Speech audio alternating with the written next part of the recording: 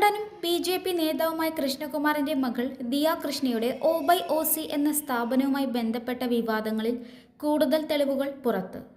സ്ഥാപനത്തിൽ നിന്നും ജീവനക്കാർ പണം മാറ്റിയതിന്റെ തെളിവുകൾ പോലീസിന് ലഭിച്ചു. ജീവനക്കാരായ യുവതികളുടെ ബാങ്ക് അക്കൗണ്ട് സ്റ്റേറ്റ്മെന്റ് പരിശോധിച്ചപ്പോഴാണ് ഇക്കാര്യം പോലീസിന് വ്യക്തമായത്. പണം എങ്ങനെയൊക്കെയാണ് ചെലവഴിച്ചതെന്ന് സംബന്ധിച്ച അന്വേഷണമാണ് ഇപ്പോൾ നടക്കുന്നത്. കസ്റ്റമേഴ്സിന്റെ കയ്യിൽ നിന്നും ലഭിക്കുന്ന പണം യുവതികൾ മറ്റ് അക്കൗണ്ടുകളിലേക്ക് മാറ്റുകയും ചെയ്തിട്ടുണ്ട്. ജീവനക്കാർ ആരോപിച്ചതെല്ലാം കള്ളമാണെന്ന് ഇതിലൂടെ തെളിയുകയാണ്. ഡിജിറ്റൽ തെളിവുകളെല്ലാം യുവതികൾക്കെതിരെയാണ്. ലക്ഷക്കണക്കിന് രൂപയാണ് ജീവനക്കാർ തട്ടിയെടുത്തത്. തുടക്കം മുതൽ ദിയ പറഞ്ഞത് തന്നെയാണ് നടന്നതെന്നാണ് തെളിവുകൾ ലഭിക്കുന്നതിലൂടെ വ്യക്തമാകുന്നത്. ദിയയുടെ വിവാഹശേഷമാണ് യുവതികൾ തട്ടിപ്പ് ആരംഭിച്ചത്. തങ്ങളുടെ അക്കൗണ്ടിൽ വന്ന പണം യുവതികൾ മറ്റ് അക്കൗണ്ടുകളിലേക്ക് മാറ്റിയതായി പോലീസ് അന്വേഷണത്തിൽ കണ്ടെത്തി. പണം കൂടുതൽ തട്ടിയെടുത്തത് ദിയ ഗർഭിണിയായ സമയത്താണ്.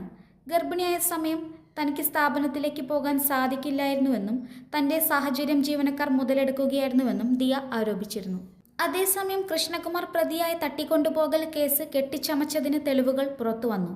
മോഷണക്കേസിൽ ആരോപണ വിധേയരായതിന് പിന്നാലെയാണ് യുവതികൾ കൃഷ്ണകുമാറിനെതിരെ തട്ടിക്കൊണ്ടുപോകൽ പരാതിയുമായി രംഗത്ത് വന്നത്. ഇത് യഥാർത്ഥ കുറ്റം മറയ്ക്കാനാണെന്ന് വ്യക്തമായിരുന്നു.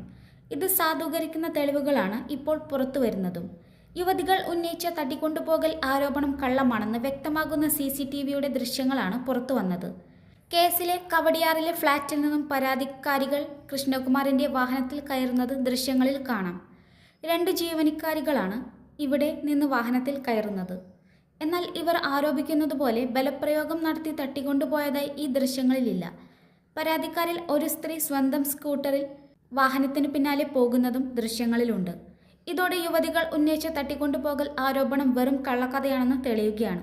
കൃഷ്ണകുമാറിന്റെ മകൾ ദിയ കൃഷ്ണയുടെ കവടിയാറിലുള്ള ഫ്ളാറ്റിലേക്ക് ചർച്ചയ്ക്കായി സ്ഥാപനത്തിലെ ജീവനക്കാരികളെ വിളിച്ചു വരുത്തുകയായിരുന്നു. ബലപ്രയോഗം ഒന്നുമില്ലാതെ ഇവർ നേരിട്ട് വീട്ടിലെത്തുന്നത് വ്യക്തമാണ്. കൃഷ്ണകുമാറും കുടുംബവും ഈ സമയം ഇവിടെയുണ്ടായിരുന്നു.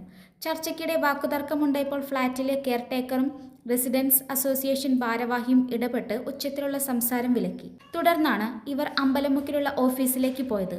ഇവിടേക്ക് തട്ടിക്കൊണ്ടുപോയി ബന്ദിയാക്കി വെച്ച് പണം അപഹരിച്ചു എന്നായിരുന്നു ജീവനക്കാരികളുടെ പരാതി.